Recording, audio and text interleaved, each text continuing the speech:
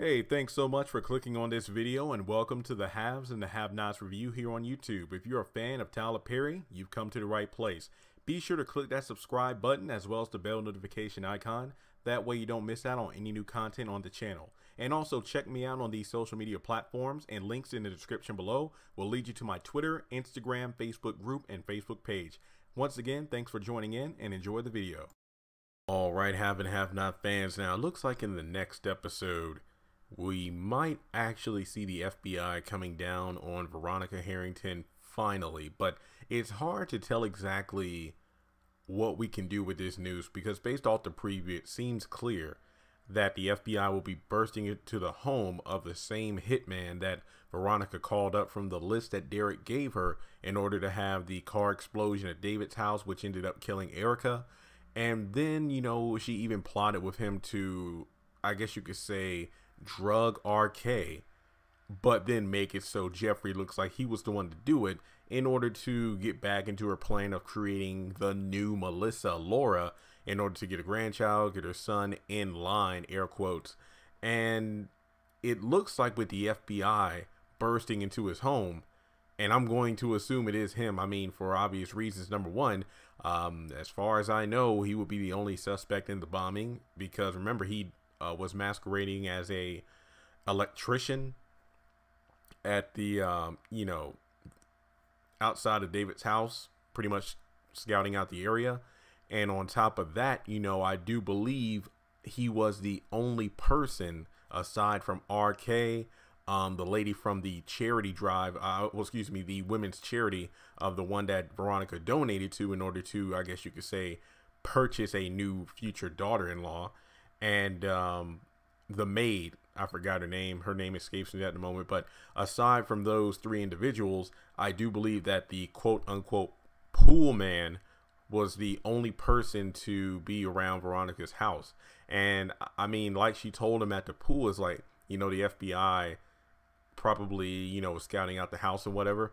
That doesn't surprise me. I mean, when you think about it, I mean, facial recognition, things of that nature, the FBI, I mean, the stuff I just stated are probably just the tip of the iceberg in terms of the surveillance stuff they have. I mean, they could have gotten photos of this guy and then tried to look him up and then found out he was an electrician outside of David's home.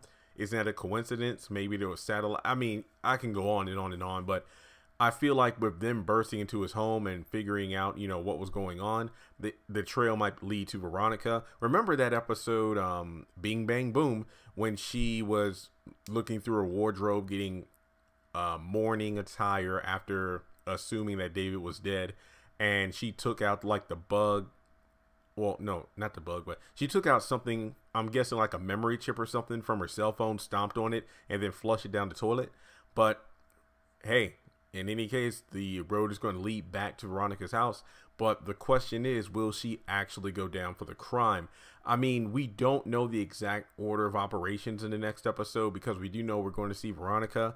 And I'm going to assume David's home, not the hospital, where Madison and Jeffrey are making out and she walks in on him.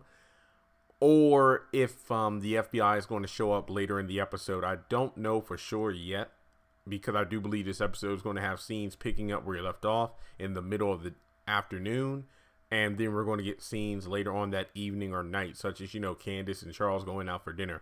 But in any case, even if the FBI does hammer home that, you know, hey, Veronica, you're going to be arrested for the bombing of your ex-husband's vehicle along with his girlfriend, I don't know if it's going to stick. You know, the only good thing I could see happening out of this scenario is the fact that if the hitman is brought down, then that means that he wouldn't be able to enact Veronica's plan of drugging RK and getting Jeffrey sent to jail.